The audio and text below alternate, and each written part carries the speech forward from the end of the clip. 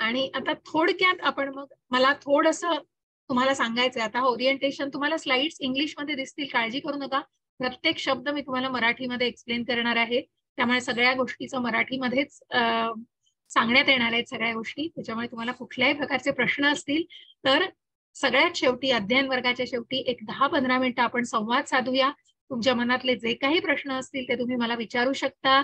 त्यानंतर सुद्धा तुम्ही संपर्क साधू शकाल प्राची माताजींना आणि त्या प्रकारे आपण प्राची माताजी सगळ्या जे काही इन्फॉर्मेशन आहे, जी काही माहिती आहे या उपक्रमासंदर्भात, या कोर्स संबंधातली जी काही माहिती आहे आणि आज जे काही सांगितलं जाणार आहे या सगळ्या गोष्टी त्या आपल्या ऍडमिन आहेत ग्रुपच्या. तर दोन्ही ग्रुपवर आज आपल्या बरोबर इथे 3 वाजता जी बॅच आहे तो युवा वर्ग सुद्धा आहे आणि 3:30 वाजता जो आहे तो प्रौढ वर्ग सुद्धा आहे. आणि या दोन्ही बॅचेसला कंबाईन करून आपल्याला अध्ययन सेम लाईन्सवर करायचं आहे, सगळा तोच अभ्यास करायचा आहे. आणि त्यासाठीच सर्वजण आपण एकत्र आलेलो आहोत आणि खूप आनंद आहे की युवा वर्गातले सुद्धा खूप खूप खूप संख्येने प्रतिसाद आहे आणि खूप आनंद आहे. भगवंताचा उपदेश घेण्यासाठी इतका औत्सुक्य असणं आणि या पिढीला हा उपदेश मिळवावं असं वाटणं हे खूप आनंदाची गोष्ट आहे. आणि आयुष्यात प्रत्येकाने भगवद्गीतेचं हे ज्ञान जरूर जरूर जरूर घ्यावं. भगवद्गीता जशी आहे तशी का, म्हणजे सगळ्याची प्रश्नांची उत्तरं तुम्हाला मिळणार आहेत. अनेक प्रश्न येतील मनामध्ये आणि त्या प्रश्नांची सगळ्याची उत्तरं दिली जातील, पण थोडा पेशन्स ठेवणं हे सुद्धा तितकंच गरजेचं आहे. कारण फक्त पहिला, दुसरा, तिसरा, चौथा अध्याय ऐकला म्हणून सगळं झालं नाही. त्याच्यातच तुम्हाला काय कळलं आहे हे तुम्ही स्वतः सुद्धा जाणू शकाल की नाही मला शंका आहे. आणि म्हणूनच हा 18 दिवसाचा यज्ञ आहे. हा यज्ञ जसा मी तुमच्या बरोबर कीर्तनम म्हणजे मी तुम्हाला हा उपदेश करणार आहे, तसं श्रवणम तुम्ही सुंदर सेवा करणार आहे. आणि म्हणून हा यज्ञ 18 दिवसाचा आपण सर्वजण मिळून इथे आहोत. आणि आपल्या बरोबर आपली ही टीम, म्हणून मी इस्कॉनच्या टीमला दररोज सादर प्रणाम करत असते, कारण खूप अथक परिश्रम आहेत. जसं आपण म्हणतो बॅकएंडला इतकी लोक काम करतायत, म्हणून आज आपण इथे मी समोर भगवंतांच्या कृपेने आणि ही संधी मिळालेली आहे भगवद्गीता शिकवण्याची. आणि खरोखर नामनिष्ठ प्रभूजींचं इतकं सुंदर मार्गदर्शन, त्यांना शत धन्यवाद आहेत आणि शतशः प्रणाम आहे की त्यांनी हा जो उपक्रम सुरू करून मला वाटतं आपल्या सर्वांना एक पर्वणीच दिलेली आहे. खरोखर घरामध्ये बसून आपण ह्या भगवद्गीतेचं ज्ञान घेऊ शकतो, याचा खूप आनंद आहे. मग आता इस्कॉन, मला सांगाल कोणी चॅटमध्ये की इस्कॉन कुणाला समोर दिसत आहेत तुम्हाला? ते श्रीला प्रभुपाद आहेत. मग इस्कॉन म्हणजे काय? मी आहे ऑडिबल सगळ्यांना? माताजी ऐकू येत आहे? प्राची माताजी,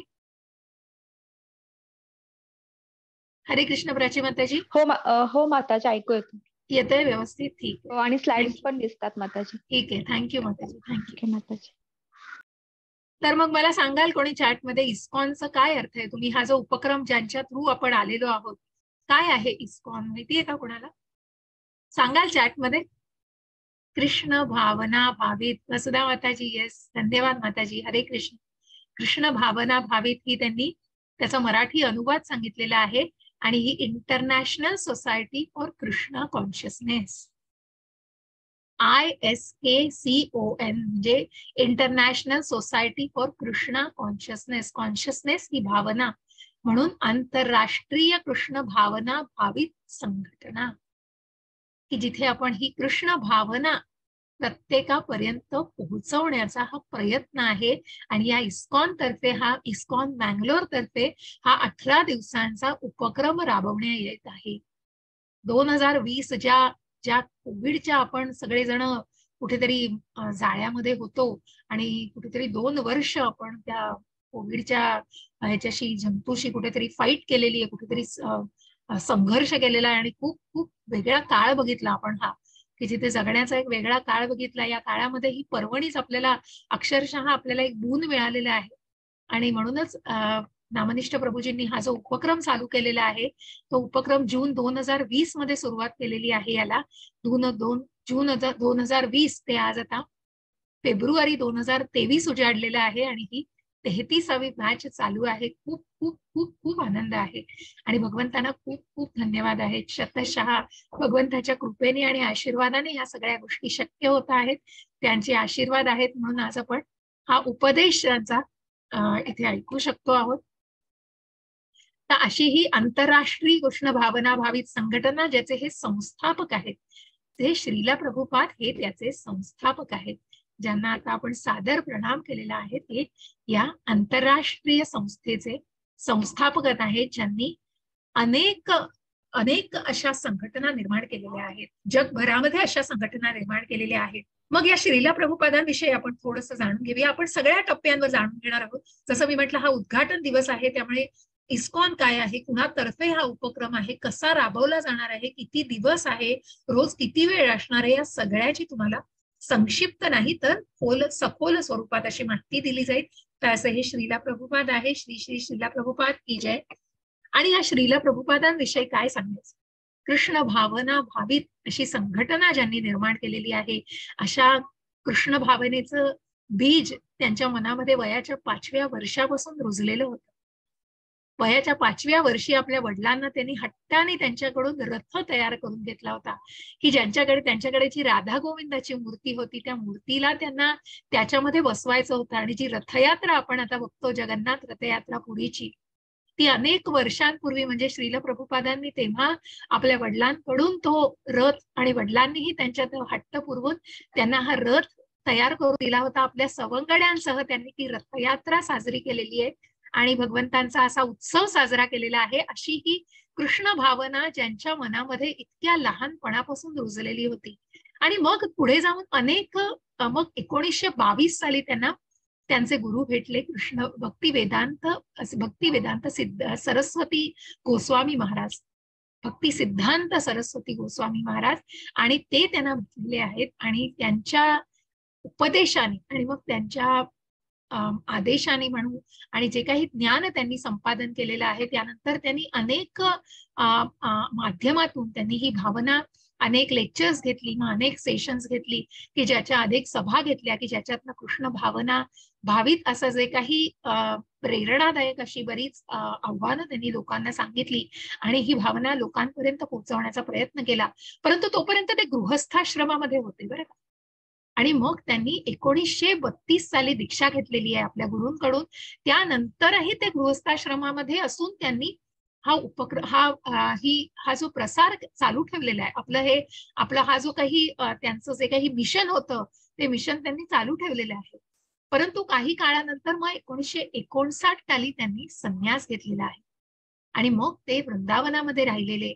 आणि त्यानंतर मग आपल्या गुरूंच्या आदेशावरून, की तू फक्त भारतातच नव्हे तर तू सगळ्या जगभर परदेशात जाऊन सुद्धा तू या कृष्ण भावनेचा प्रसार कर. आणि म्हणून मग ही कृष्ण भावना जगभरामध्ये प्रसारित करण्यासाठी निघाले प्रभुपाद या जलदूतावरती स्वार होऊन. वयाच्या 70 वर्षा 1966 साली हे इस्कॉन न्यूयॉर्कमध्ये स्थापन केलंय. 1965 साली या जलदूतावरून प्रवास करत प्रभुपाद निघालेले आहेत आणि अनेक संकटांना तोंड दिलेलं आहे. खिशामध्ये फक्त 40 रुपये होते त्यांच्या. आणि या 40 रुपयाच्या अवघ्या पण मनामध्ये काय होती? हो, मनामध्ये दृढ भावना होती, कृष्ण भावना मनामध्ये होती. कृष्ण बरोबर होते, फक्त कृष्ण भावना मनामध्ये घेऊन ते कृष्णाबरोबर ती भावना प्रत्येकाच्या मनामध्ये पोहोचवण्यासाठी निघालेले होते. आणि म्हणून मग ही भावना प्रत्येकी ज्यांना मग त्याच काळामध्ये सिंधिया नावाचा तो एक जो नेव्ही आपण म्हणतो ना, जो ज्यांची शिपिंग कंपनी होती, मग तेव्हा त्यांना ती संधी दिली आणि कुठेतरी प्रभुपादांनी इतका तगादा लावला होता की मला जायचंच आहे. आणि त्यांनी वयाच्या एवढ्या 17व्या वर्षी तुम्ही प्रवास करू शकत नाही म्हणून त्यांना अनुमती मिळत नव्हती, त्यांना परमिशन मिळत नव्हती. परंतु तरीही प्रभुपादांनी आपला हट्ट सोडला नाही आणि आपल्या गुरुचा आदेश आपण पालन करणारच, आपण परदेशात जाणारच, याच एका दृढ भावनेने ते जलदूतावर प्रवास करून निघालेले आहेत. आणि मग त्यांनी ते 1966 साली म्हणजे जेव्हा न्यूयॉर्कमध्ये पोहोचले तेव्हा कोणी नव्हतं हो, कोणीही त्यांना रिसीव्ह करायला आलेलं नव्हतं, फक्त प्रभुपाद एकटे होते. आणि त्या अख्ख्या परदेशामध्ये फक्त एकटे प्रभुपाद, ज्यांना ही भावना प्रत्येकापर्यंत पोहोचवण्याचं मिशन होतं. आपल्या गुरूंनी सांगितलेलं की तू ही भावना पोहोचवायची आहेस आणि तू पुस्तकं लिहित जा, छापत जा आणि ही भावना प्रत्येकापर्यंत पोहोचव. आणि मग या इस्कॉनची स्थापना जी झाली ती न्यूयॉर्कमध्ये स्थापना झाली. खूप सांगायला खूप कुठेतरी मन खेद वाटतो, कारण की ज्या परदेशामध्ये ही कृष्ण भावना, की जिथे महाभारत माहिती नाही हो, कृष्ण कोण आहे माहिती नाही हे सांगण्यापासून जिथे सुरुवात होती, अशा परदेशामध्ये त्यांनी ही भावना पोहोचवली, परंतु आपल्या या भारत देशामध्ये मात्र त्यांना योग्य तो प्रतिसाद मिळालेला नाहीये. आणि म्हणूनच मग ही पहिलं इस्कॉन न्यूयॉर्कमध्ये स्थापन झालेलं आहे. आणि त्यानंतर मग 1971 साली कलकत्त्यामध्ये स्थापना झालेली आहे. आणि मग अनेक इस्कॉन, जसं आपण बघू की अनेक पुस्तकं छापली प्रभुपादांनी. मग प्रभुपाद म्हणतात ना की शाप हेच वरदान आहे. मग पुढे आपण ज्या अध्यायांमध्ये बघणार आहोत की ज्या परंपरे अंतर्गत त्यांच्यापर्यंत हे हे शाप, म्हणजे जो नारद मुनींपासून जे की तुम्हाला डोक्यावर छप्पर नसणार आहेत आणि तुम्ही अगदी फिरणार आहात जिकडे तिकडे, मग त्या नारद मुनींनी ज्या शापाला वरदान म्हणून घेतलेलं आहे, तसंच प्रभुपाद म्हणतात की तोच वरदान आमच्यापर्यंत आलेला आहे या गुरु परंपरेतून. आणि म्हणूनच आज वयाच्या 70व्या वर्षी सुद्धा मी देशभर इकडे तिकडे हिंडत आहे या वयात सुद्धा. परंतु मन काय होतं, हो, मन दृढ भावनेने, कृष्ण भावनेने दृढ होतं. आणि म्हणूनच मग अनेक पुस्तकं लिहिली, अनेक माध्यमातून असा त्यांनी कृष्ण भावनेचा प्रसार केलेला आहे. हे जे राधा गोविंदांचं मंदिर आहे मँगलोरला, ज्याच्यातर्फे मी जसं म्हटलं की मँगलोर तर्फे हा उपक्रम चालवला जात आहे. आणि त्याच्यानंतर मग ही अनेक बाकी मंदिरं आहेत इस्कॉनची. Prabhupada palace of gold, West Virginia, USA. त्याच्यानंतर भक्ती वेदांत मॅनॉर, वॅटफोर्ड, UK. युक्रेनमध्ये जिथे काही महिन्यांपूर्वी युद्धसदृश परिस्थिती होती, अशा या युक्रेनमध्ये सुद्धा इस्कॉननी खूप अन्नदान करून तिथे लोकांना खूप मदत केलेली आहे. त्यानंतर डर्बन मध्ये आहे, साऊथ आफ्रिकेमध्ये. सॉरी, एक मिनिट.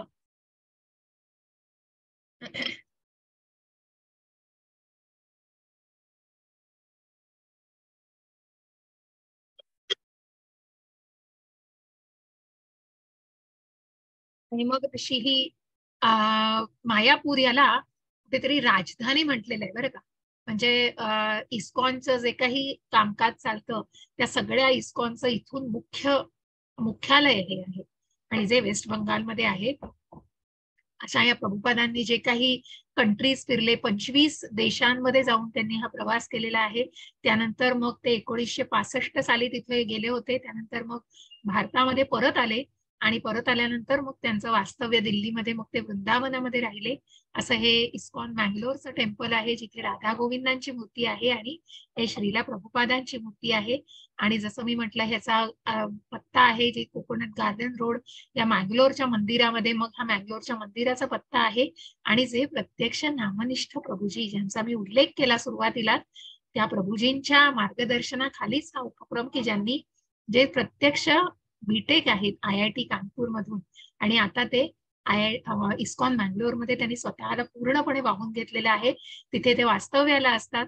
आणि तुम्हाला बऱ्याच वेळेला युट्यूबवर सुद्धा नामनिष्ठ दास ऐकायला माहिती. नामनिष्ठ प्रभूजींचे खूप सुंदर असे प्रवचन आहेत भागवताबद्दल, आणि प्रभूजींचा खूप अभ्यास आहे सगळा, की ज्याच्याबद्दल रोज सुद्धा इतर लिंक्स मी आता ग्रुपवर शेअर करायला सांगेन प्राची माताजींना, की भागवतासारखं सुद्धा पठण केलं जातं. आपल्या इस्कॉनमध्ये अनेक उपक्रम आहेत की ज्याची माहिती तुम्हाला तुमच्या ग्रुपवर दिली जाईल. आणि मग एवढं सगळं आपण ऐकल्यानंतर प्रत्यक्ष आता भगवद्गीतेविषयी जाणूया. मग हा उपक्रम तुम्ही, या अंतर्गत तुम्ही या माध्यमातून काय शिकणार आहात? तर भगवद्गीता. मग ही भगवद्गीता काय आहे? मग ही भगवद्गीता एक स्क्रिप्चर आहे, कुठेतरी खूप आपण म्हणतो ना की ज्याला स्पिरिच्युअल डिक्शनरी म्हटलंय, आध्यात्मिक डिक्शनरी, की याच्यामधले जे काही विचार आहेत, मग अनेक थोरावंतांनी आणि मोठ्या लोकांनी, की जिथे आईन्स्टाईन सारखे आहेत, त्यानंतर महात्मा गांधींनी लिहून ठेवलेलं आहे, की गांधींनी लिहिलेलं होतं की मग कुठेतरी हे इतकं आहे की ज्यांनी याच्यावरती मेडिटेट करून आणि गीता ज्यांनी वाचन केलेलं आहे त्यांना वेगळ्या प्रकारचा जीवनाचा अर्थ कळलेला आहे. त्याच्यानंतर आईन्स्टाईननी म्हटलेलं आहे की मग काय घडवलं आहे हे, गॉड क्रिएटेड दिस युनिवर्स, की मग सगळं जे काही भगवंतांनी हे सगळं प्राकृती आणि हे सगळं जे विश्व घडवलेलं आहे, हे सर्व कळायला कुठेतरी आपल्याला समजू शकतं, म्हणजे या माध्यमातून आपल्याला कळू शकतं. मग का भगवद्गीता, हीच का भगवद्गीता? ही ऍज इट इज, म्हणजे जशी आहे तशी भगवद्गीता, जशी आहे तशी का मग हीच भगवद्गीता? अनेक, जवळजवळ कितीतरी भाषांतर झालेली आहेत. मला वाटतं अनेक 100 मध्ये, हजारामध्ये आकडा असेल की भगवद्गीतेची भाषांतर झालेली. परंतु ही जी भगवद्गीता आहे जी जशीच्या तशी तुमच्यापर्यंत पोहोचतीये, ती या शृंखलेतून, ही न तुटणाऱ्या साखळी जी आहे, ही जी भगवंतांची परंपरा आहे, मग प्रत्यक्ष भगवंतांपासून, ब्रह्मांपासून ते नारदांपासून आणि मग अनेक गुरूंपासून ते प्रभुपादांपर्यंत हा जो उपदेश आलेला आहे, हा जसाच्या तसा आलेला आहे या शृंखले अंतर्गत. आणि अनब्रोकन म्हणजे कुठेही असा खंड पडलेला नाही, अखंड असा हा कुठेतरी माध्यमातून आलेला आहे. आणि म्हणून याचं महत्व आहे. मग तुम्ही म्हणाल, हा 18 दिवसामध्ये मला आता गीता जाणून घ्यायची आहे आणि खूप अशा तुम्ही खूप प्रेरणेने आणि खूप आनंद आहे, म्हणजे ज्या प्रेरणेने तुम्ही आलेला आहात की येस, 18 दिवसामध्ये आपल्याला भगवद्गीता जाणून घ्यायची. पण जाणून घ्यायची बरं का, भगवद्गीता पूर्ण होत नाही फक्त 18 दिवसामध्ये. काय हो, 18 महिने, 18 वर्ष, मी तर म्हणेन म्हणजे इतके वर्ष भगवद्गीता जरी ज्यांनी खूप साधना तप केलेला आहे, खूप अभ्यास आहे याच्या मागे, आणि इतका सखोल तो अभ्यास आहे की भगवद्गीता प्रत्येक वेळी तुम्ही वाचाल तेव्हा तुम्हाला ती प्रत्येक वेगवेगळ्या अँगलनी तुम्हाला उलगडत जाते. परंतु हा एक मात्र महत्वाचा प्रयास असणार आहे, कारण या 18 दिवसामध्ये भगवंतांचा जो अर्जुनाशी झालेला संवाद आहे, त्या संवादाचा जे काही फ्लो आहे, तो तुमच्यापर्यंत तंतोतंत पोहोचवण्याचा प्रयत्न असेल. आणि हेच ध्येय आहे की तुम्हाला त्या सखोल अभ्यासासाठी तयार कर. कारण भगवद्गीता 18 दिवसात पुढे वर्षभर सुद्धा मी स्वतः सुद्धा तत्वज्ञानाच्या माध्यमातून, म्हणजे कुठेतरी 5व्या टप्प्यावरती अजून भगवद्गीतेचं कुठेतरी सखोल अध्ययन करते. आम्ही हे जे माताजी आणि प्रभूजी आहेत या इस्कॉन मधले अनेक आमचे सिनियर माताजी प्रभूजी, की ज्यांना बऱ्याच वेळेला म्हणजे तुम्ही मनातले प्रश्न विचारा, मग इथे बसून मी सगळी उत्तर देईन तुम्हाला. पण काही वेळेला असंही असतं की कदाचित ते उत्तर माझ्याकडे इथे नसेल, मग मी माझ्या माताजी प्रभूजींना जे सिनियर आहेत, कारण हा अभ्यासच असा आहे, इतका सखोल अभ्यास आहे की त्या सखोल अभ्यासाला मग कुठेतरी तुम्ही फोकस करून आणि तुम्ही निश्चितच पुढच्या टप्प्यांवर, मग ते टप्पे काय असणार तेही आपल्याला जाणायचंय. मग हा रोज 1 तास क्लास असणार आहे झूम लिंकद्वारे, की तुम्हाला झूम लिंक नसेल तर तुम्ही झूम ऍप डाउनलोड करायचं आहे. आणि त्या झूम ऍपलोड आता तुम्ही सगळे जे इथे आलेला त्यांनी केलेलाच आहे, परंतु ज्यांना माहित नाही त्यांना सुद्धा परत परत ग्रुपवर सांगितलं जातं. मग याच्यामध्ये तुम्हाला त्या त्या अध्यायाचं सार सांगितलं जाणार आहे. कदाचित त्या अध्यायाचे, कारण आता दुसरा अध्याय घ्या, 18वा अध्याय घ्या, 72-76 श्लोक असल्यानंतर, इतके श्लोक असल्यानंतर प्रत्येक श्लोक तिथे घेणं हे खूप कठीण आहे. वेळेअभावी कठीण आहे. खूप मनात इच्छा असली तरी ते कठीण आहे वेळेअभावी. आणि म्हणूनच मग कुठेतरी एक की ऍस्पेक्ट म्हणजे त्याचा सार तुमच्यापर्यंत पोहोचवलं जाईल.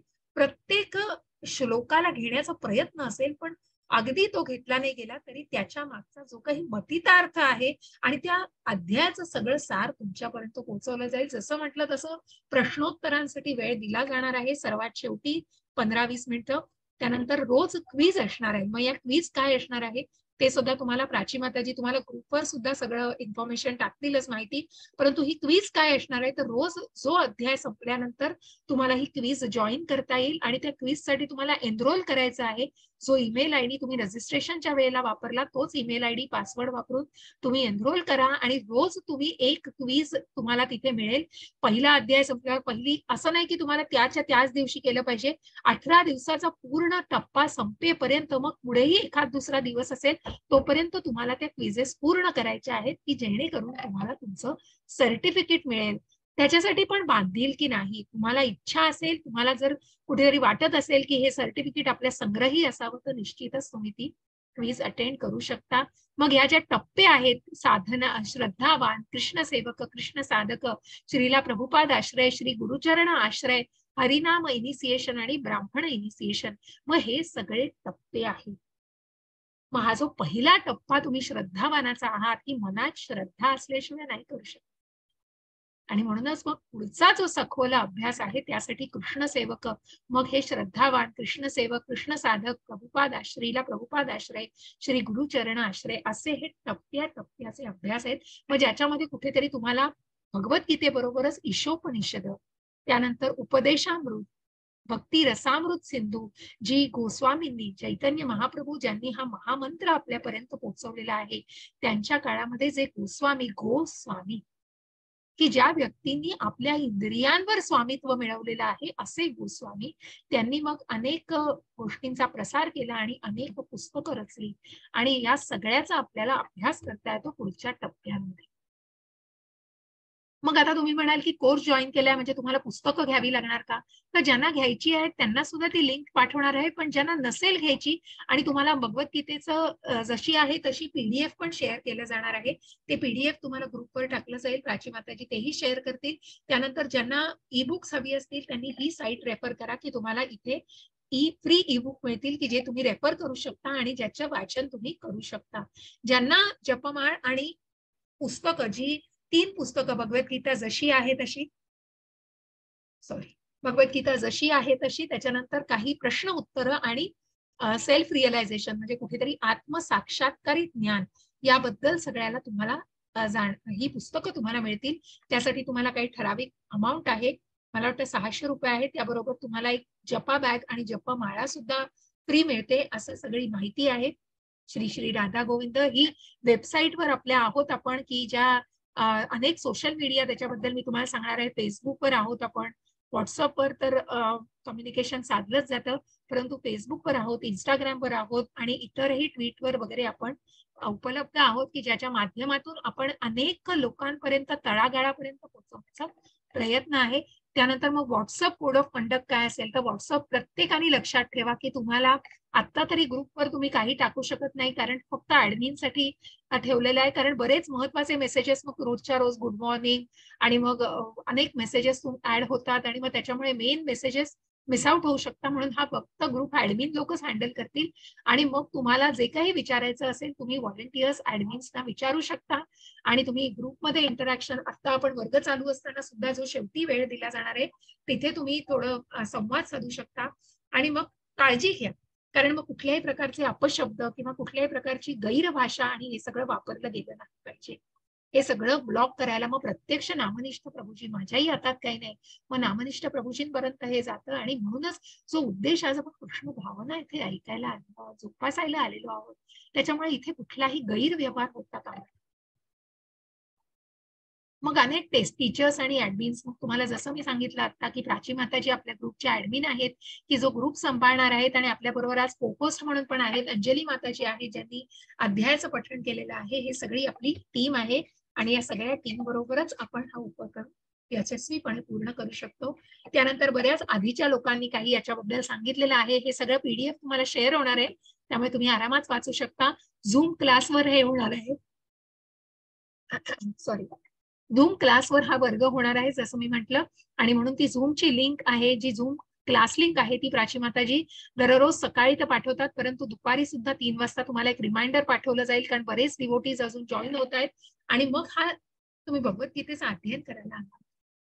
मग हे कुठेतरी मुलांना सांगायला लागतं, पण तुम्हाला सांगण्याची खरंच गरज नाही, कारण मग योग्य परिस्थितीमध्ये योग्य पोश्चरमध्ये बसणं आणि योग्य प्रकारे त्या अध्ययन वर्ग अटेंड करणं हे महत्वाचं आहे. मग तुमच्या क्वेरीज जसं मी म्हटलं की मग तुम्ही मेसेजेस पर्सनलवर टाकू शकता. त्यानंतर शक्यतो तुम्ही ग्रुपमध्येच प्रश्न विचारायचा प्रयत्न करा जेव्हा आपला चॅट चालू असतो तेव्हा. इतर काही प्रश्नांसाठी तुम्हाला व्हॉलंटियर चॅट सपोर्ट सिस्टम आहे, जी या साईटवर जाऊन मिळेल. वेबसाईट्स आहेत, त्यानंतर प्रत्यक्ष नामनिष्ठ प्रभूजींनी त्यांचं जीमेल दिलेलं आहे. जर कोणाला इतरांशी संपर्क झाला नाही तर प्रत्यक्ष नामनिष्ठ प्रभूजींशी सुद्धा तुम्ही संपर्क साधू शकता. त्यानंतर हा जो सेवेचा भाग आहे डोनेशन, तुम्ही ही त्याच्यामध्ये कुठल्याही प्रकारची सक्ती नाहीये, पण आज सुंदर असं मंदिर बांधतायत. नामनिष्ठ प्रभूजींचा खूप सुंदर मानस आहे, लवकरात लवकर ते मंदिर बांधून पूर्ण करायचं आहे. आणि म्हणून आपण फुल ना फुलाची पाकळी, आपण खारीचा वाटा म्हणून निश्चितच काहीतरी दान दीक्षा देऊ शकतो. त्यासाठी प्रत्येकाने निश्चय विचार करावा. हे आता कुठलाही तुम्हाला नाहीये माध्यम आणि तुम्ही अध्ययन वर्गाला असेच येत राहायचंय, परंतु कुठेतरी कृतज्ञता तुम्हाला व्यक्त करायची असेल तर निश्चितच तुम्ही या सगळ्या डिटेल्स वापरून तुम्हाला डोनेशन करायचं असेल तर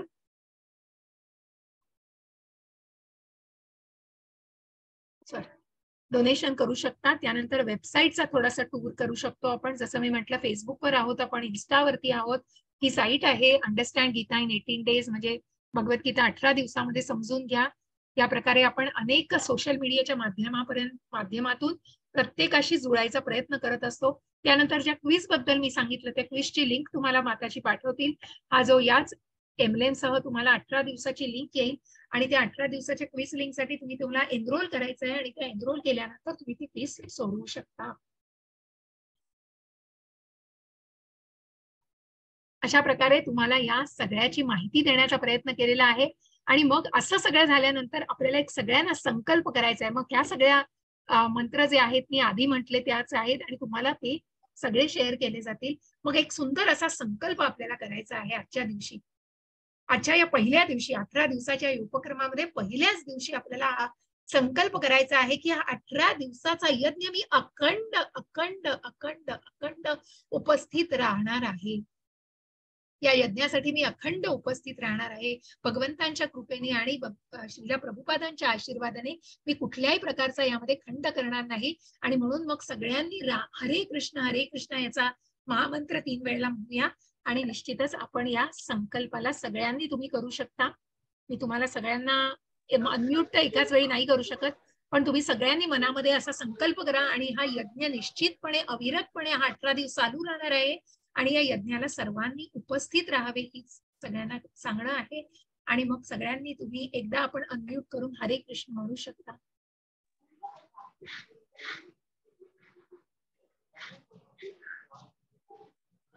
पण 3 वेळा महामंत्र म्हणूया म्हणजे तुमचा संकल्प पूर्ण होणार आहे. तो तुम्ही संकल्प पूर्ण करायला बांधील आहात ना.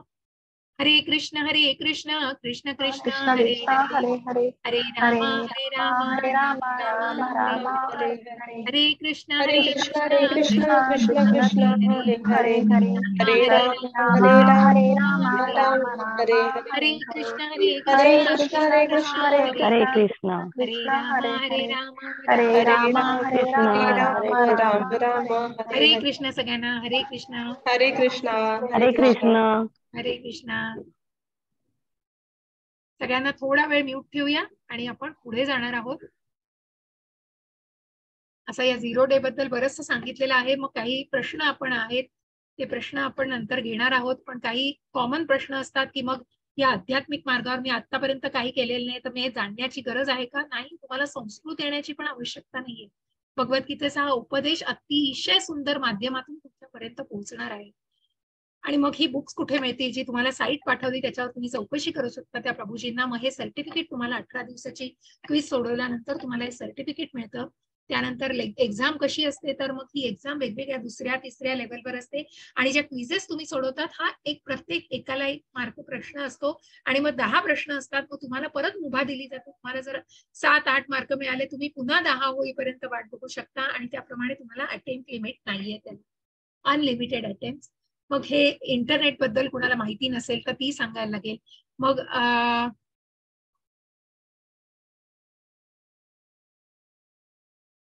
मी आतापर्यंत कधीही हा कोर्स अटेंड केलेला नाही तरी काही हरकत नाही. तुम्ही कधीही नव्याने येऊ शकता. तुम्हाला सगळं मार्गदर्शन दिलं जाईल आणि त्याप्रमाणे तुम्ही कोर्सला येऊ शकता. आणि मग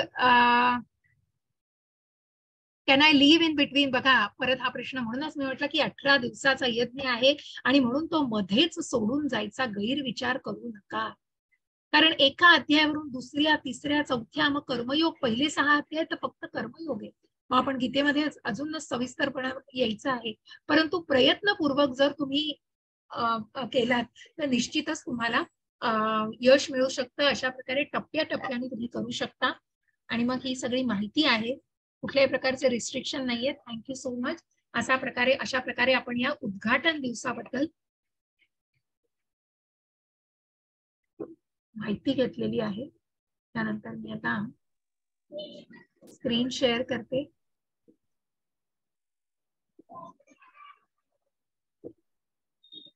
येस, आणि आपण आपल्या पहिल्या अध्यायाला सुरुवात करणार आहोत. या सगळ्याविषयी काहीही प्रश्न असतील तरी नक्की मनात ठेवून द्या आणि तुम्हाला सगळ्या तुमच्या प्रश्नांची उत्तरं मिळतील. ग्रुपवर सुद्धा सगळी रजिस्ट्रेशन लिंक, क्विजची लिंक, त्यानंतर जे काही माहिती हवी असेल ती सगळी तुम्हाला ग्रुपच्या माध्यमातून दिली जाईल. तुमच्यापर्यंत संवाद साधला जाईल. आणि मग आपण सुरुवात करतो आहोत ते पहिल्या अध्यायाला. मला 1-2 मिनिटं ब्रेक.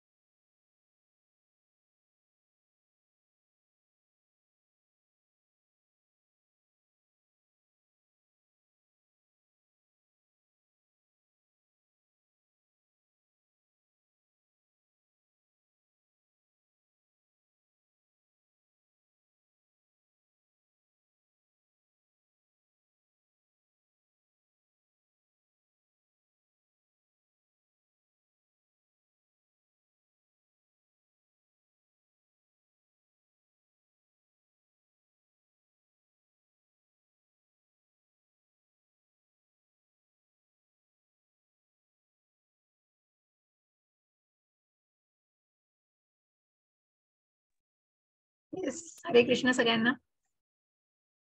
तर सगळ्यांना ही माहिती ओळख याच्या संदर्भात दिलेली आहे. जे काही इंट्रोडक्शन तुम्हाला इस्कॉनच्या मंदिराबद्दल त्यानंतर उपक्रमाबद्दल सांगितलं आहे. आणि आपण आता पहिल्या अध्यायाला सुरुवात करणार आहोत. पहिल्या अध्यायाचं वाचन माताजींनी आधीच केलेलं आहे. आपण पुढे जातोय. श्री श्री राधा गोविंद यांना वंदन करूया. पुन्हा त्यांना साष्टांग दंडवत करून त्यांचे आशीर्वाद घेऊया. श्री श्रीला प्रभुपाद यांनाही साष्टांग दंडवत, श्री नामनिष्ठ प्रभूजी यांनाही साष्टांग दंडवत आणि या इस्कॉनच्या पूर्ण टीमला माझा सादर प्रणाम. अशा प्रकारे आपण आपल्या पहिल्या अध्यायाला सुरुवात करत आहोत, ज्याचं नाव आहे अर्जुन विषाद योग. मग हे जे प्रभुपादांविषयी मी सांगितलं, जे संस्थापक आहेत, ज्याविषयी आपण आधीच माहिती घेतली गेल्या अध्यायामध्ये, आणि ज्या प्रकारे त्यांनी या भावनेचा प्रसार करण्यासाठी जे कष्ट घेतले, अपार स्वतःच्या शरीराकडे शारीरिक कुठल्याही व्याधींना, मानसिक शारीरिक कुठल्याही व्याधींचा तमा न बाळगता त्यांनी हा कृष्ण भावनेचा प्रसार हा अख्ख्या जगभर केलेला आहे. आणि सर्व जगभर ही कृष्ण भावनेची भावना पोचवली, कृष्ण भावना भावित अशी जे काही पोचवलेली अशी ही आंतरराष्ट्रीय संघटना त्यांनी अनेक ठिकाणी उभारलेली आहे. इस्कॉन हे सगळं देणग्यांवर आहे. मग अनेक जे काही इंडस्ट्रियलिस्ट आहेत, तुम्हाला 6व्या अध्यायामध्ये बऱ्याच लोकांनी ज्याचे अभिप्राय दिलेले आहेत. मग बिझनेसमन, इंडस्ट्रियलिस्ट आणि अनेक मग फोर्ड सारख्या कंपनीचे मालक जे आहेत त्यांना अमरीश प्रभू म्हटलं जातं. त्यांचं नाव अमरीश आहे. आणि जे पुरातन काळातले म्हणजे त्यांची अमरीश महाराजांची जी गोष्ट आहे तसं म्हटलं जातं, कारण जे काही त्यांना मिळत होतं त्याचा मोठा वाटा त्यांनी भगवंतांसाठी दिलेला आहे, भगवंतांना दान केलेला आहे. आणि म्हणूनच ज्या मंदिरांसाठी, इस्कॉनसाठी त्यांनी अनेक प्रकारचं मदत केलेली आहे. अशा यांना अमरीश महाराजच म्हटलं जातं. असे अमरीश प्रभू आणि हे जे फोर्डचे मालक आहेत. त्यानंतर आपण हे प्रभुपादांविषयी जाणलं, कशा प्रकारे त्यांनी अनेक देशांमध्ये प्रवास केला आणि सगळ्या देशात प्रवास करून मग त्यांनी ही भावना पोहोचवण्याचा प्रयत्न केलाय. मग भगवद्गीता एक महाकाव्य आहे, आध्यात्मिक शब्दकोश आहे, अत्यंत प्रेरणादायी असं हे पुस्तक आहे की ज्याविषयी मग गांधीजींनी चिंतन करतात. जेव्हा गीतेचं चिंतन करतात, नवीन अर्थ प्राप्त होतात. त्यानंतर आईन्स्टाईन म्हणत आहेत की मग जेव्हा मी भगवद्गीता वाचतो आणि देवाने हे विश्व कसं निर्माण केलंय याचं चिंतन करतो, तेव्हा बाकी सर्व काही अनावश्यक वाटतं. खूप त्याच्या पुढे सगळ्या गोष्टी थोट्या अक्षरशः म्हणजे आपण म्हणतो ना की कुठेतरी खूप खूप खूप खूप महान असं काव्य हे लिहून ठेवलेलं आहे आणि भगवंतांचं गीत आहे. हो, मग याला भगवद्गीता का म्हणतात? मग मुलांना सांगताना खूप सुंदर सांगायचे की जेव्हा मुलांचेही हे वर्ग चालतात की मग भगवद्गीता हे भगवंतांनी गायलेलं गीत आहे.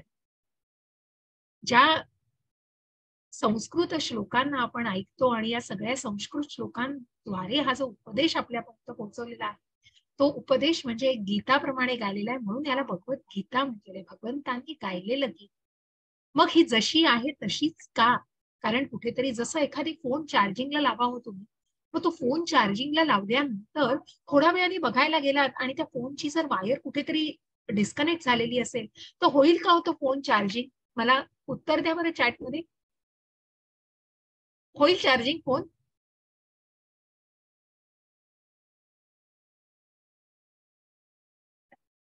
हरे कृष्ण, नाही होणार. का नाही होणार? कारण कुठेतरी ती खंडित झालाय, त्याचा प्रवाह खंडित झालाय. आणि म्हणूनच मग तुटलेल्या केबलने फोन चार्ज करायला गेल्यानंतर तो खराब होऊ शकतो. आणि म्हणूनच मग आपण ते माध्यम वापरत नाही. आणि म्हणून हे जे माध्यम वापरले की स्त्रोत आणि प्राप्तकर्ता यांच्यातील संपर्काच्या अभावामुळे कुठेतरी ही गोष्ट घडते, कारण ते नीट कनेक्ट होत नाही. त्याचप्रमाणे हा कृष्णाचा संदेश शिष्याच्या उत्तराधिकाराच्या अखंड साखळीतून आलेला आहे. म्हणजेच त्या गुरु परंपरेतून अखंडपणे आलेला आहे. अविरत अशी ही गुरु परंपरा चालत आली आहे, ज्याच्यामुळे हे ज्ञान कुठल्याही प्रकारे त्याच्यामध्ये त्रुटी किंवा कुठल्याही प्रकारचा बदल न होता जसंच तसं आपल्यापर्यंत भगवंतांच्या मुखकमलातून आलेला हा जो उपदेश आहे, जसाच्या तसा आपल्यापर्यंत पोहोचवलेला आहे प्रभुपादांनी. आणि जसं मी म्हटलं की 18 दिवसामध्ये खूप कठीण आहे हो भगवद्गीतेचा अभ्यास करणं, कारण जिथे 700 श्लोक आहेत, गीतेमध्ये एकूण 700 श्लोक आहेत. भगवंतांच्या मुखी 575 श्लोक आहेत. 83 श्लोक हे अर्जुनाच्या मुखी आहेत आणि जिथे संजयाच्या मुखी 41 श्लोक आहेत आणि धृतराष्ट्राच्या मुखी एकच श्लोक आहे. मग संजय कोण आहे? तर हा धृतराष्ट्रांचा सचिव आहे. मग का संजयालाच निवडलं होतं व्यासमुनींनी? तर व्यासमुनींनी ही दिव्य दृष्टी देऊ केलेली, परंतु मग जेव्हा धृतराष्ट्रांनी सांगितलं की मी काय करणार आहे ती दिव्य दृष्टी घेऊन, मला युद्ध तर आहे तिकडे चालू आहे ते माहितीये, परंतु माझ्या मुलांना सुद्धा मी बघितलेलं नाहीये, तर मी आता दृष्टी घेऊन किंवा मग कशा प्रकारे मला दिव्य दृष्टी नको आहे असं धृतराष्ट्र सांगतात व्यासमुनींना, आणि तुम्ही माझ्या सचिवाला ही दृष्टी द्या, की जे अत्यंत कर्तव्यनिष्ठ आणि हे विश्वासू असे त्यांचे सचिव संजय, ज्यांना ही तुम्ही दिव्य दृष्टी द्या, की जेणेकरून मग तुम्हाला धृतराष्ट्रांना कुरुक्षेत्रामधला प्रत्येक क्षणाचा जो काही माहिती आहे ती त्यांच्यापर्यंत पोहोचवली जाते. अशा प्रकारे या श्लोकांचा आपण विभागणी बघितलेली आहे. मग या श्लोकांच्या आधी कशा प्रकारे 3 योगांमध्ये याचा विभागणी झाली आहे. तर पहिले 6 अध्याय, एकूण 18 अध्याय आहे त्याच्यामध्ये.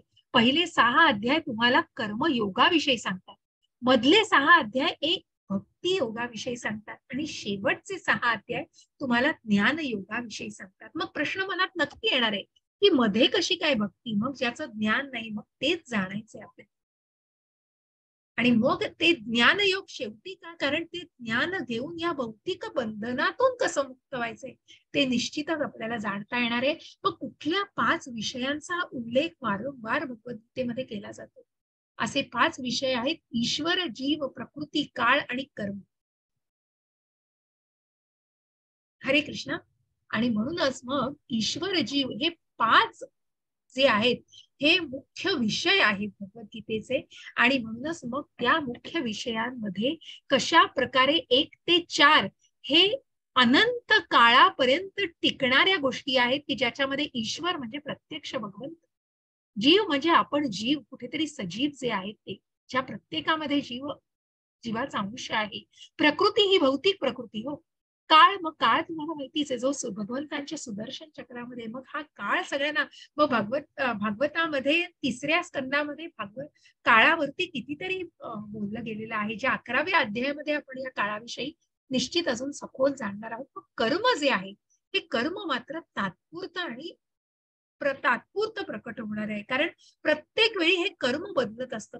कर्माची गुंतागुंत आपल्याला पुढे जाऊन जाण्याची आहे आणि म्हणूनच ते प्रकट होत असतं आणि त्याचा नाशही होत असतो, कारण ते कुठेतरी तात्पुरतं असतं, हे लक्षात. मग ईश्वर, प्रत्यक्ष भगवंत, प्रकृती की जी मोह मायेखाली अडकलेली आहे, ही योग माया भगवंतांची, आणि मोह माया या भौतिक प्रकृतीतली ती सुद्धा भगवंतांचीच आहे. आणि कशा प्रकारे मग आपण या गोष्टीला जाणू शकतो? मग जीव, जे जीव आहेत, जे सगळ्या प्रत्येकाच्या हृदयामध्ये परमात्म्याचा निवास आहे. बघ, प्रत्येकाच्या हृदयामध्ये तुम्हाला दिसेल की सजीव, म्हणूनच ह्या आत्म्याचा वास आहे आणि म्हणूनच हा निवास आहे या जीवामध्ये. आणि या विषयांमधला हा जीव हा एक विषय आहे. ईश्वर झालं, प्रकृती झालं, जीव झाला, आणि त्यानंतर काळ आणि कर्म. हा काळ सुदर्शन चक्रामध्ये, मग ज्या B.R. चोप्रांच्या महाभारतात आपण ऐकायचो, मैं काल हूं, हा काळ काय सांगतोय? काळ भगवंत, प्रत्यक्ष भगवंतांकडे. हो का? काय जाणत नाहीये भगवंत, सगळ्याची माहिती आहे भगवंतांना. आणि काळ आणि कर्म, हे जे कर्म आहे हे कर्म मात्र तात्पुरतं आहे. मग जे 4 मुख्य नियम आहेत इस्कॉनचे, की तुम्ही मद्यपान करू नका, परस्त्रीशी संबंध न ठेवणं, त्यानंतर जुगार ठेवू नका, आणि कुठेतरी मद्यपान, जुगार आणि परस्त्रीशी संबंध ठेवा, अशा प्रकारची ही जी विकर्म मानली जातात. आणि जर ही फॉलो केली नाही तर मग कठोर ऍक्शन घेतली जाते. म्हणून हे कर्म मात्र गुंतागुंतीचं आहे. कर्म हे प्रत्येक वेळी बदलत असतं. आता भगवंतांच्या काय योजना आहेत? मग इतकी मोठा उपदेश भगवंतांनी केलेला आहे, तो अर्जुनाला कुरुक्षेत्रावरच केलेला आहे. कुठे कॉन्फरन्स रूम मध्ये जाऊन मग मी आता तुला हे भगवद्गीतेचं ज्ञान देतो तो नाही, प्रत्यक्ष संघर्षाच्या ठिकाणी भगवंतांनी अर्जुनाला ह्या ज्ञान दिलेलं आहे. मग हा सगळा कुठेतरी भगवंतांचाच प्रयोजन आहे भगवंतांचं. कारण अर्जुनासारखा बलाढ्य योद्धा आणि कुठेतरी नरनारायणापैकी मग इतका बलाढ्य असा धनुर्धर कशा प्रकारे आपली गाठ गाळू शकतो, आपलं धनुष्य का त्यांनी खाली होते, मग आपल्याला पुढे जाऊन हे नक्कीच जाणायचं. आणि म्हणूनच मग जर अर्जुन हा भगवंतांचा पहिला श्रोता आहे आणि म्हणून अर्जुनाचा जर कन्फ्यूज झाला नसता, अर्जुन जर गोंधळात पडला नसता, तर मग त्याला कृष्ण भावना भावी भगवद्गीता बोलण्याची, मग कृष्णाला भगवद्गीता बोलण्याची गरजच पडली नसती, कारण त्यांनी स्वतःला जर तितकं तयार केलं असतं. अर्जुन हा भगवद्गीतेचा प्रथम श्रोता असला तरी तो सर्वांच्या हितासाठी आहे निश्चितच. मग सेन योरू भयोर मध्ये कृष्णाने दोन्ही सैन्याच्या मध्ये रथ चालविला. अर्जुन कुरुक्षेत्राची लढाई लढण्यास तयार नव्हता, तो श्रीकृष्णांना शरण गेला आणि परिणामी ही भगवद्गीता बोलली गेली. आणि म्हणूनच मग दोन्ही सैन्याच्या मध्ये मग शंख फुंकले गेलेले आहेत, कुठेतरी नांदी झालेली आहे युद्धाची आणि युद्धाला सुरुवात होणार आहे. परंतु अर्जुनाच्या मनातली मात्र घालमेल जी आहे ती अजून गेलेली नाहीये. आणि म्हणून अर्जुन जेव्हा भगवंतांना प्रार्थना करतो की तुम्ही रथ मधोमध घेऊन चला, की कुरुक्षेत्रावरती रथ तुम्ही मधोमध घेऊन चला, आणि मग जेव्हा तो मधोमध येतो तेव्हा कुठेतरी मग आपलेच आप्त, आपलेच पितामह, आपलेच बांधव यांच्याशी आपण लढणार आहोत, हे सगळं कुठेतरी ऐकून मनातल्या ज्या भावना होत्या त्या भावनांमुळे अर्जुनाला युद्ध करायचं नव्हतं. आणि अशाच प्रकारे एक एक पायरीने आपला हा टप्पा सुरू होतो. गीता महात्म्याविषयी आपल्याला जाणायचंय. गीता महात्म्याचा विषय बघा किती सुंदर दिलेलं आहे. सर्वोपनिषदो गावो दोग्धा गोपाल पार्थो वत्सः सुधीर भोक्ता दुग्धम गीतामृतम महत्. हरे कृष्ण माताजी. हरे कृष्ण माताजी. सर्व उपनिषदे गायीप्रमाणे आहेत आणि गायीचे दूध देणारे भगवान श्रीकृष्ण हे नंदाचे पुत्र आहेत. अर्जुन हे वासरू आहे. गीतेतील सुंदर अमृत हे दूध आहे आणि उत्तम आस्तिक बुद्धीचे भाग्यदान भक्त हे दूध पितात व उपभोग घेतात. हरे कृष्ण माताजी. हरे कृष्ण.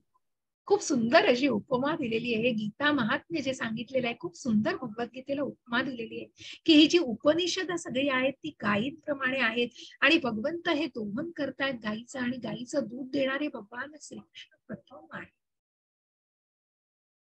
आणि म्हणूनच मग गीतेतील सुंदर असं अमृत, हे अमृताचं सेवन करण्यासाठी आपण सगळे कुठेतरी आसुसलेले हवे हो. आपल्याला सुंदर हा उपक्रम आणि सुंदर लाभ घेता येतो याचा. आणि म्हणूनच मग उत्तम आस्तिक बुद्धीचे भाग्यवान भक्त हे दूध पितात आणि याचं अमृताचं सेवन करतात, त्याचा उपभोग घेतात.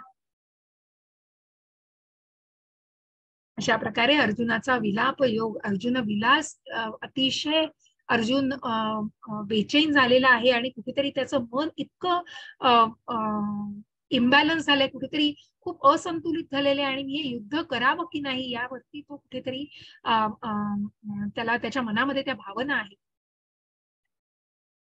आणि म्हणून मग पहिल्या अध्यायामध्ये आपल्याला हेच जाणून घ्यायचं आहे की या कुरुक्षेत्रावरती ही लढाई चाललेली आहे, परंतु मग या तिघांचा प्रतिक्रिया म्हणजे पहिला अध्याय आहे. मग मला सांगा, सगळ्यात पहिले डाव्या बाजूला बसलेत ते कोण आहे? चॅटमध्ये सांगा.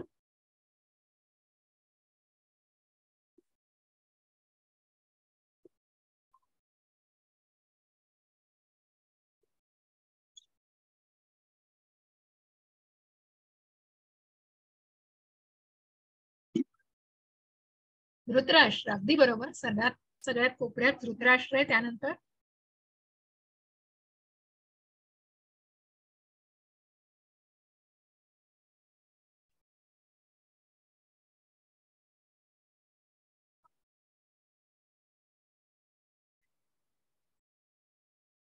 अर्जुन आहे मध्ये, आणि सगळ्यात कोपऱ्यात इथे उजव्या कोपऱ्यात कोण आहे माहितीये कोणाला? दुर्योधन. अगदी बरोबर भूमिका माताजी, अगदी बरोबर. खूप आनंद आहे. खूप धन्यवाद सगळ्यांना. खूप सगळ्यांसाठी टाळ्या. आणि सगळे असा संवाद साधताय आणि सगळे सहभाग घेता आहात अशा संवादामध्ये आणि अशा प्रश्नांमध्ये, कारण कुठेतरी मला माहितीये की तुम्ही सगळेजण खूप बेसिक म्हणजे भगवद्गीता काहीही वाचलेली नाहीये, कुणाला काहीच ज्ञान नाहीये, कुणालाच कुठली सक्ती नाहीये की तुम्ही वाचलं पाहिजे, तुम्हाला ज्ञान असलंच पाहिजे. हे फक्त एक छोटे छोटे बेसिक प्रश्न आहेत की ज्याची उत्तर दिल्यानंतर आपल्यामध्ये कुठेतरी संवाद होतो आणि हा संवादच आपल्याला हवाय. आपण एका कुटुंबासारखं आहोत हो आता. आपले 18 दिवस आपण या कुटुंबामध्ये आणि त्याच्याही पुढे आपला हा प्रवास चालू ठेवायचा आहे आपल्याला. या आध्यात्मिक प्रवासामध्ये आपण अखंडपणे एकत्र असू आणि म्हणूनच हा संवाद साधायचा आहे आपल्याला. हा ग्रुप सोडू नका. याच्यावरती अनेक माध्यमातून तुम्हाला वेगवेगळे माहिती दिली जाईल आणि मग अशा प्रकारे पहिल्या अध्यायात झाल्यानंतर अनेक पुढच्या अध्यायांमधून सुद्धा तुम्हाला हा उपदेश तुमच्यापर्यंत पोहोचणार आहे. मग या पहिल्या अध्यायामध्ये आपल्याला बघायचंय की पहिलाच श्लोक धृतराष्ट्रांच्या तोंडी आहे आणि धृतराष्ट्राच्या मनामध्ये काय भावना चाललेल्या आहेत.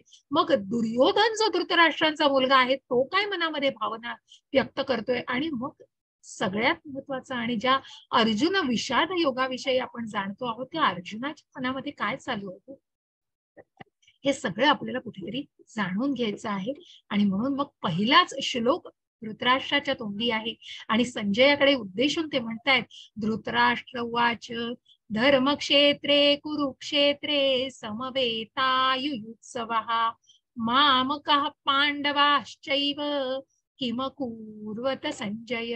बघा, धर्मक्षेत्रे कुरुक्षेत्रे की ज्या धर्माचं स्थान असलेल्या कुरुक्षेत्र, की जेव्हा आपण बघा एखादी घरामध्ये काही जेव्हा गृहप्रवेश केला जातो, वास्तुशांत केली जाते, मग दूध ओतू घालवलं जातं ज्याला कुठेतरी शुभ मानतात. असं हे कुठेतरी धार्मिक गोष्टीचं महात्म्य उद्देशून देण्यासाठी ती आकृती समोर आहे. कुठेतरी ते समजावण्यासाठी की हे धर्मक्षेत्रासारखं पवित्र असं स्थान आहे आणि अशा या पवित्र स्थानावरती काय चालू आहे असा प्रश्न धृतराष्ट्राच्या मनामध्ये का येतो. कारण त्याच्या मनामध्ये येतं मामकः पांडवाश्चैव, माझे पुत्र आणि पांडूचे पुत्र. मग हा पंडू त्यांचा भाऊ. मग महाभारताची थोडक्यात तुम्हाला माहिती असेल सगळ्यांना किंवा थोडक्यात मी 1-2 मिनिटं सांगू शकते की महाभारत, मग ज्या कौरव पांडवांमध्ये हे युद्ध झालेलं आहे, मग जे कौरव आहेत हे धृतराष्ट्र पुत्र आहेत आणि 5 पांडव आहेत हे पंडू पुत्र आहे. पण वडिलांच्या निधनानंतर लहानपणी त्यांच्याकडे राज्य न सोपवता धृतराष्ट्राला सांगितलं जातं की तू जन्मांध असल्यामुळे परंतु तरीही तू या राज्याचं पालन कर, या राज्याला सांभाळ. आणि जेव्हा ही मुलं कुठेतरी व्यवस्थितपणे हा राज्य सांभाळण्या इतके ते स्वतःला तेवढे मोठे होतील तेव्हा निश्चितच हे राज्य त्यांना पुन्हा सोपवावं.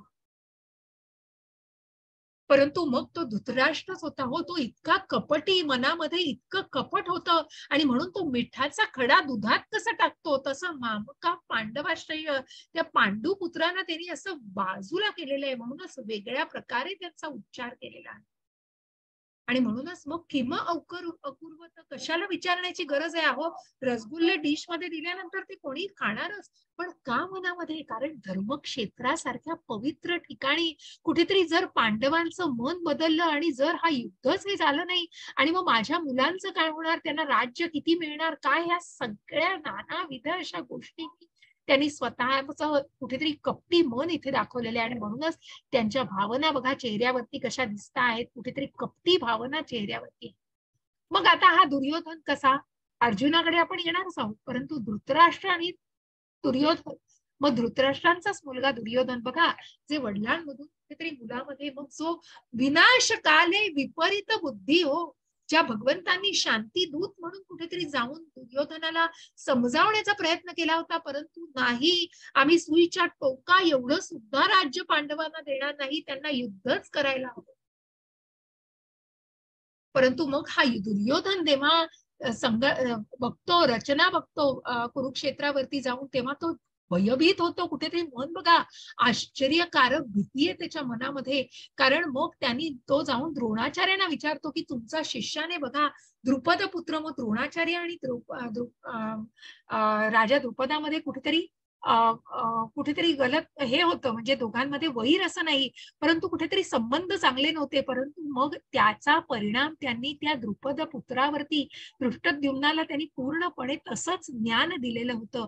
आणि म्हणून आज त्या युद्धाच्या ठिकाणी सुद्धा व्यवस्थितपणे रचना करू शकलेले होते, त्या रचना करू शकलेले होते. आणि म्हणून ही रचना बघूनच कुठेतरी दुर्योधनाच्या मनामध्ये भावना तयार होती की इतकी सुंदर रचना, मग जास्त सैन्य तर त्यांच्याकडे नाही.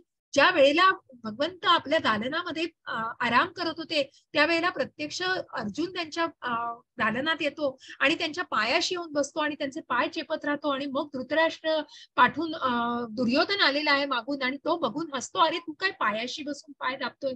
मग स्वतः मारे अगदी डोक्याशी जाऊन बसतो. परंतु साध्या प्रश्नाचं उत्तर द्या हो, जर तुम्ही झोपलेले असाल आणि जर तुम्ही उठलात तर तुमचं लक्ष पायाकडे जाईल का डोक्याकडे जाईल?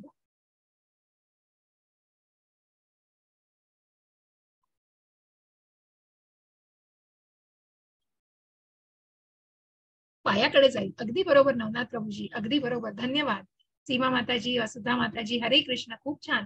आणि म्हणूनच मग तुमच्या पायाशी बसल्यानंतर भगवंत जेव्हा जाग येते भगवंतांना, मग धृतराष्ट्र मात्र दुर्योधन मात्र भगवंतांच्या डोक्याशी जाऊन बसतो. आणि मग जेव्हा जाग येते तेव्हा अर्जुनावरच दृष्टिक्षेप असतो पूर्णपणे पहिला भगवंतांचा. आणि मग भगवंत म्हणतात की तुला काय हवंय? मी या युद्धामध्ये आहे पण मी युद्ध करणार नाहीये, तर मी हवाय का माझी ही सेना हवी? आणि तेव्हा अर्जुनाचा एकच उत्तर असतो की आम्हाला तुम्ही हव्या भगवंत, तुम्ही आमच्या बरोबर हव्यात. आणि म्हणूनच मग त्यावेळेला दुर्योधन त्याच्यावरती हसतो आणि म्हणतो, अरे राज्यसेना युद्ध सुद्धा करणार नाहीये प्रभू, तर मग तू कसं काय त्यांना घेणार आहेस? परंतु तिथे कुठे हो, बुद्धी तेवढी चालतच नव्हती. आणि म्हणूनच मग धृष्टद्युम्नाने केलेली रचना बघून मात्र कुठेतरी भयभीत झालेला आहे, आश्चर्याने भयभीत झालेला आहे. अशा प्रकारे युद्धाला सुरुवात झालेली आहे. सघोषोधार्त राष्ट्राणां हृदयानि व्यधारयत् नभश्च पृथिवीं चैव तुमुलोऽभ्यनुनादयन्. हरे कृष्ण माताजी. हरे कृष्ण माताजी. हा विविध प्रकारचा शंख निनाद वाढतच गेला. या निनादाने आकाश व पृथ्वीतल दुमदुमून गेले आणि धृतराष्ट्र पुत्रांची हृदये विदीर्ण झाली. हरे कृष्ण माताजी. हरे कृष्ण. त्याच्या आधी मी थोडस 1 मिनिटाचं गोष्ट एक सांगते की आपला हा अध्ययन वर्ग रोज 2:15 वाजता एक्झॅक्टली चालू करील. 3 वाजता माताजी जॉईन होऊन अध्याय पठण करतील.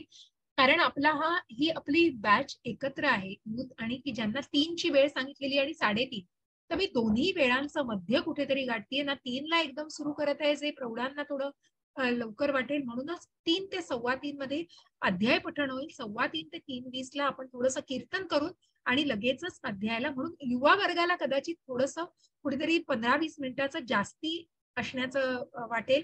कारण तुमच्या वेळाप्रमाणे पण प्रयत्न हाच असेल की तुम्हाला वेळेवरती लवकरात लवकर हा अध्याय कुठल्याही प्रकारची घाई न करता योग्य प्रकारे योग्य ज्ञान देऊनच हा अध्याय पूर्ण करायचा. अशा प्रकारे हा शंखनिनाद वाढत गेला आणि या शंखनिनादामुळे तिथे अगदी आवाजाची भडीमार झालेला आहे. परंतु धृतराष्ट्र हे सगळं ऐकून कुठेतरी फक्त धृतराष्ट्र पुत्रांची मनं कुठेतरी विदीर्ण झालेली आहेत. कारण मनामध्ये भय होतं हो, कपट होतं, दृष्ट प्रवृत्ती होती. आपल्याच भावांना आपण राज्य द्यायचं नाही आणि म्हणून त्यांना युद्ध करायला लावायचं आणि इतकं वाईट त्यांना वागवायचं की ज्यांच्या जीवावर आपण उठायचं आणि ज्यांचा जे काही त्यांचं आहे ते त्यांना न देता इतकी वाईट त्यांना वागणूक देणं हे किती चुकीचं होतं. आणि म्हणूनच त्या मनामध्ये कपट होतं, म्हणूनच तिथे विदीर्ण झालेले हृदय. पण पांडवांच्या बाजूची नाही विदीर्ण होणार, त्यांची युद्धाला तयारी सुरुवात झालेली आहे. आणि म्हणूनच मग या युद्धामध्ये प्रत्यक्ष ऋषिकेश ज्यांच्या बरोबर आहेत, प्रत्यक्ष अर्जुनाचं सारथ्य करायला भगवंत आहेत, त्या पांडवांचाच विजय कसा होणार आहे. मग पहिल्याच अध्यायामध्ये आपल्याला याचा सगळ्याचा उल्लेख येतो की मग ही भावना तर आहेच महत्वाची. आणि मग या भगवंतांच्या जिथे कुरुक्षेत्रावरती भगवंतांनी भगवद्गीतेचा उपदेश दिलेला आहे, अशा या कुरुक्षेत्रावरती कुणाचा विजय होणार आहे? तर धर्माचा विजय होणार आहे. आणि म्हणूनच या धर्माचा विजय होण्याची कारणं काय आहेत? तर क्विज जेव्हा सोडवाल तेव्हा ही 9 कारणं तुम्हाला सांगायची गरज पडेल. मग या 9 कारणांविषयी आपण जाणूया. पहिली गोष्ट, धर्मक्षेत्र का धृतराष्ट्राच्या मनात येतं किम अकुर्वत संजय? कारण ते जर त्या दुधापासून पनीर पासून जर रसगुल्ले बनवल्यावर ते खाणारच. परंतु तिथे कुठेतरी भीती का वाटते धृतराष्ट्रांना? कारण जर त्यांची मनं पालटली, धर्मक्षेत्रासारखी पवित्र जागा आहे, त्यांची मनं पालटली तर काय होईल? आणि मग आपण एवढं युद्ध हे करून आणलेलं आहे, तर बघा किती दृष्टिकोन चुकीचा होता, किती कपटी असा दृष्टिकोन होता. आणि म्हणूनच मग अशा प्रकारे भगवंतांचं जिथे ऋषिकेशाचं सान्निध्य आहे आणि मग ज्या धृतराष्ट्रांनी जे कपट दृष्टीने हे सगळं खेळलेलं आहे, परंतु धर्माचाच विजय अधर्माचा पराजय होऊन धर्माचाच विजय होणार होता. आणि असे हे धर्मक्षेत्रावरती कुठे मन पालटून काही बदल तर होणार नाहीत ना, याच चिंतेने म्हणण्यापेक्षा या भीतीने कुठेतरी त्या धृतराष्ट्र पुत्रांची हृदय विदीर्ण झालेली. आणि मग कारण काय काय आहेत विजयाची? तर पहिलं कारण धर्मक्षेत्र, जे धर्माचं पवित्र स्थान आहे. मग जो दिव्य रथ, ज्या रथावरती अर्जुन आरूढ झालेला आहे, हा सूर्यदेवानी अर्जुनाला दिलेला रथ आहे. त्यानंतर कपिध्वज आहे. कपिध्वजाबद्दल म्हणजे काय सांगायचं, तर या झेंड्यावरती जे आहे ते भगवान हनुमानांचं चित्र आहे. त्रेता युगामध्ये प्रभू रामचंद्रांबरोबर ज्यांनी सेवा केलेली आहे ते बजरंग बली जे हनुमान या चित्रावरती, या झेंड्यावरती. म्हणूनच ते आता सुद्धा अर्जुनाबरोबर, जसं अर्जुनाबरोबर तिथे भगवंत सारथ्य करतायत. आणि म्हणूनच मग कशा प्रकारे तिथेच कपिध्वजावरती की त्या कृष्णांबरोबरच, जसं रामाबरोबर मारुती, तसं कृष्णाबरोबर इथे कपिध्वजाच्या माध्यमातून मारुती स्वतः तिथे आहेत, म्हणून त्याला कपिध्वज म्हटलेलं आहे. त्यानंतर शंखांचा नाद होतोय, तो कुठेतरी धृतराष्ट्र पुत्रांची हृदय विदीर्ण करतोय, परंतु ते कुठेतरी एक प्रेरणादायक असं शुभ असं कुठेतरी गोष्ट आहे. आणि म्हणूनच मग ज्या शंखनादाबद्दल आपण बोलत होतो, तो शंखनाद म्हणजे शुभ घटना आहे. त्यानंतर गांडीव धनुष्य हे अर्जुनाला मिळालेलं आहे. पशुपशास्त्र मिळालेलं आहे अर्जुनाला. आणि म्हणूनच या पशुप्रशास्त्र नीच अर्जुन कुठेतरी धनुर्धारी बनून या युद्धाला सामोरं जाण्यासाठी तयार झालेला आहे. परंतु मग हे गांडीव खाली का ठेवलेलं आहे? कारण युद्ध करायचंच नाहीये, मन युद्धासाठी तयार नाहीये. मग जी त्यक्त जीविता, बघा हे कारण पुढचं, त्यक्त जीविता नीट जाणून घ्या. ही एक व्यक्ती एका वेळेला जरी असली तरी कशा प्रकारे आपण या आपल्या राजासाठी जीव द्यायला तयार आहोत.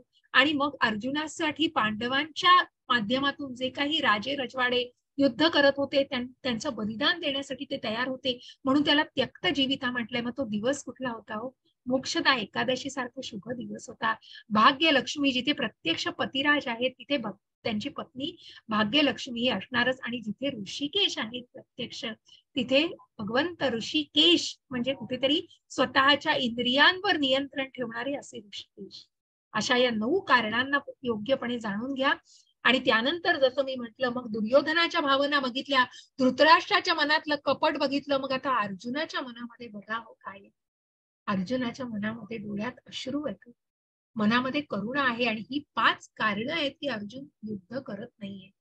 ही 5 कारणं कुठली? की करुणा मनामध्ये आहे, आनंद वाटत नाही या कुठल्याही गोष्टीचा, पापी भावना, कुठेतरी आपण पाप करतो आहोत, आपण आपल्याच आपतांशी लढतो आहोत, आपल्याच पितामहांशी लढणार आहोत, तर आपल्याकडून कुठेतरी पाप होतो आहे. कौटुंबिक परंपरेबद्दल आत्ताच आपण बोललो की कशा प्रकारे कौटुंबिक परंपरा, मग याचं कारण आपल्याला पुढच्या अध्यायामध्ये सुद्धा जाणून घ्यायचं आहे. आणि असमंजस कशा प्रकारे अर्जुन झालाय, मग ह्या सगळ्या विचारांनी कुठेतरी त्याचा जो फोकस आहे, जसं हे व्यवसायात्मिक बुद्धी म्हणतो तसं तो कुठेतरी अव्यवसायात्मिक झालाय आणि त्याच्यामुळे तो असमंजस झालेला आहे. मग या कौटुंबिक परंपरेला कुठलाही धोका निर्माण होणार नाही, तेही पुढच्या 3ऱ्या अध्यायात आपल्याला जाणायचंय. आणि अशी ही 5 कारणं अर्जुनाच्या मनामध्ये: करुणा, आनंद नाही, पाप, कौटुंबिक परंपरा आणि असमंजस. अशा प्रकारे हे क्विज मधली थोडे प्रश्न आहेत की ज्याच्यामध्ये तुम्हाला विचारलं जाईल. आणि म्हणूनच मग तेवढा तुम्ही तयारी करून ठेवा. अशा प्रकारे इति प्रथमोध्याय समाप्त. बघा धृतराष्ट्राने कशा प्रकारे चौकशी केलेली आहे, त्यानंतर दुर्योधनाच्या मनामध्ये भीती काय आहे आणि अर्जुनाच्या मनामध्ये काय चाललेलं आहे ज्याचं निरीक्षण तो करतो आहे. आणि अर्जुनाला युद्ध करायची अजिबात इच्छा नाहीये. आणि म्हणूनच मग त्याचं कारण काय आहे, तर त्याच्या 5 कारणं आपण सांगितली की मग करुणा मनामध्ये आहे, दया मनामध्ये आहे, आणि मग कशा प्रकारे आपण मनात पापी भावना निर्माण वाटतायत, कौटुंबिक परंपरा जे काही कुटुंबाच्या कुटुंब यामुळे उद्ध्वस्त होतील असं कुठेतरी अर्जुनाला वाटतंय. आणि या सगळ्या विचारांनी तो कुठेतरी असमंजस झालाय, कुठल्याही एका निर्णयावर येता येत नाहीये त्याला. आणि म्हणूनच मग आपण या अध्यायाला आता इथे संपवतो आहोत. आणि कुणालाही काही प्रश्न असेल तर अनम्यूट करतील माताजी एक एक. पण आता मी शेअरिंग थांबवते. मला वाटतं ही लास्ट स्लाइड आहे.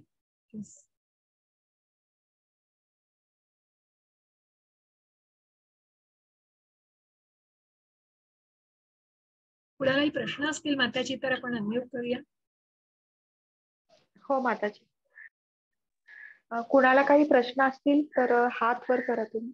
तुमचा डिजिटल हँड रेज करा, तुम्हाला माताजी अनम्यूट करतील. सगळ्यांना कसा वाटला हा अध्याय? तुम्ही तुमच्या प्रतिक्रिया पण देऊ शकता हँड रेज करून. तुम्हाला काही बोलायचं असेल सांगू शकता.